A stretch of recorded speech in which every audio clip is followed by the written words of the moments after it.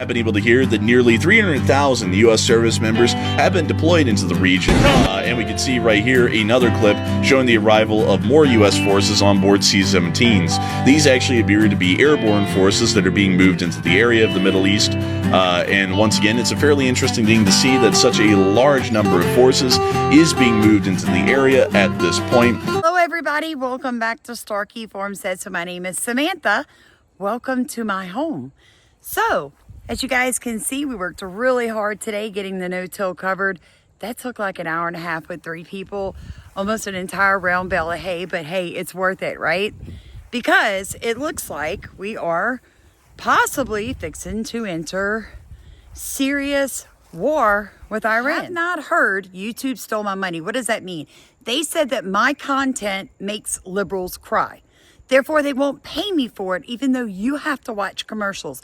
If you look in the top of comments and donate anything that you feel led to do, we would be so appreciative. Actually, carry out military strikes against Iran. One hint would be the president of the United States, just like yesterday, saying if Iran doesn't make a deal as it relates to their nuclear program, we're going to bomb them like they've never been bombed before, which is like a hint. And you gotta hear those things and interpret them, right? But the broader context here is that threat is not just out of the blue. As we reported recently, there's been a significant buildup of U.S. military assets in the region, more than would be needed for things like the Houthis or Iranian-backed militias in Iraq and Syria. So about a week ago, we got news that a second carrier strike group was being redeployed from the Pacific to the Middle East. If you're new to my channel, understand this. I have 2 sons, both of which proudly represent the U.S. military. One is U.S. National Guard Army. He is an Army combat medic, and this is him boarding his plane to deploy to the Middle East this morning. My other son, this is him, is Air Force Reserves. So if you don't like the U.S. military, go ahead, turn this video off and get off my channel. Totally okay not to like war, folks. I'm a mother of 2 U.S. soldiers. Do you think I like war? It's not okay to put ignorant comments, because I'm just going to block you. I'm not even going to try to change your mind. If you or your family has never served in the U.S. military, shame on you guys. Not shame on us for loving our country and for defending freedom here and abroad. That's not on us. That's on you. Because I am a proud mom of 2 sons serving their country. So people have to do it, okay? What does the National Guard actually do? You have a hurricane, they're the first ones there. Mudslide, first ones there. Bad wildfires, they're there. So I don't want to hear any snide remarks. Why would you let your sons? Because they're grown men. And unlike people in America who have an unhealthy addiction to their children, I have given mine permission to live their lives however they see fit. Why should your children be in the military? Well, for one, it teaches them to control themselves, all right? It helps them learn to be a good person. And I once heard a pastor say this: if every veteran became a born-again, spirit-filled, tongue-talking, devil-chasing Christian, this world would be radically changed, because military people understand one thing. They understand commitment. They understand seeing something all the way through, no matter how hard it gets. See, a lot of people don't know this, but my oldest son went through a really rough patch for a couple of years. If it wasn't for Jesus and the U.S. military, he would be the opposite of what he is today. Instead of a educated, focused young man with a plan for his future, he would probably just be another dopehead on the streets, if not an overdosed dopehead. As hard as that is to say as a mother, at least I can be honest. If you have a young adult who's just kind of floating in the ether, they don't know which way to go with their life, get them signed up for the military, folks, because the one thing it will teach them, it'll teach them that it doesn't matter how you feel about something.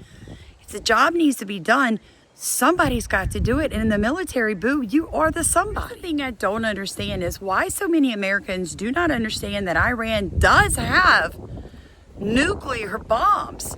They most definitely have them in development. And I believe in my heart, they probably have more than what intel is allowing the American population to see. It does appear at this moment that the Islamic Republic of Iran is not willing to negotiate still with the United States of America over the denuclearization of their nuclear weapons research and development programs. And it does appear, once again, that the United States of America is still moving on the path to war to foresee denuclearization of the Islamic Republic of Iran. There is a reason President Trump is sending over 500,000 American soldiers right now to the Middle East. One of them belongs to me. Tensions are escalating as Iran issues a stark warning. If Trump takes military action over the nuclear deal, they won't just retaliate, they'll unleash chaos across the Middle East. This isn't just rhetoric, it's a serious threat that could destabilize an already volatile region. Meanwhile, the U.S. is ramping up its military presence, deploying stealth bombers to the Chagos Islands, a strategic move that signals readiness for any confrontation. The stakes are incredibly high. A conflict could lead to a wider war, drawing in allies and adversaries alike. Iran's military capabilities are formidable, and their promise to blow up the Middle East reveals a willingness to escalate beyond conventional warfare. As the world watches, the question looms: can diplomacy prevail, or are we on the brink of a new conflict that could reshape global politics? I don't get the snide, ridiculous remarks. Why would you let your kids fight in World War III? Well, I mean, what else am I going to do with them? Send them to college, let them take out $100,000 in debt. Already got a child dealing with that. But go get a job with no college degree? My oldest son just got his Bible degree. He's going to actually be a chaplain in the U.S. Army full time when he gets back from deployment. But here's what people don't realize. The military's getting serious. First thing, no more trans in the military, because you can't deploy trans. Because once they have those surgeries, they need medical help for the rest of their lives. So trans going into the military, using it as a way to get their surgeries for free, that's over with. And listen to what Pete Hedgwick just said. Immediately, all re-enlistments are suspended until service member has deployed. Wow. No more senior lance corporals with perfect hair and zero time outside the wire. We need war fighters, not hallway heroes. No more why deploy to Iraq when you can chill at IPAC mindset. Pete Hegseth is not playing around, guys. Let me know what you think about this. It would appear that nobody's going to be allowed to re-enlist until they get a deployment under their belt. So I suggest that you do your best to get that done. Of course, you've got this, liberal judge, Anna Reese, saying, oh, no, I'm going to block this executive order because it's transphobic against trans people. No, we can't deploy them, lady. Once they get those surgeries, it's over. They're not even able to do what they signed up to do. Just the audacity in it, folks. So guess what? That is why Pete did what he did April 1st. He said, guess what? You can't re-enlist if you don't deploy. Trans people cannot be deployed medically for medical reasons. They're not healthy enough. They're not mentally stable enough, folks. Got to give it to them. There's a workaround for everything. Trump is back. There's no weak military anymore in the United States. It's not going to happen. He's not going to allow all of our ships to be intercepted. Back of the first 4 days of US airstrikes conducted against the Houthi militant group in Yemen. That group, which has ties to Iran, believed to extend to training and weapons supply, reignited its attacks against container ships and commercial vessels in the Red Sea on March 12. America's response has been to launch daily airstrikes against Houthi targets in Yemen, which Trump says are already proving effective. Tremendous damage has been inflicted upon the Houthi barbarians, and watch how it will get progressively worse. I hope this video helps you see why I'm not going to allow people to badmouth our military. If you have a problem with the war, that's great. Air your problem. I don't care. But don't go below the belt, friends. Don't.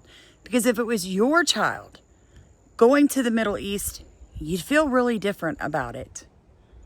It doesn't matter to me exactly what he's going to be doing. The fact that he's there, and I expect Americans to support their military. They don't have a choice where they send them. They don't even always have a choice when they're deployed. So don't start that. When they have a choice. Right, they do. They serve their country. It's more than what you do. I'll just put it out there like that. Like, comment, subscribe. Please consider supporting our channel. We're waiting right now for word if we're going to get that one more hug before he deploys in the next 3 weeks from El Paso. Love you guys.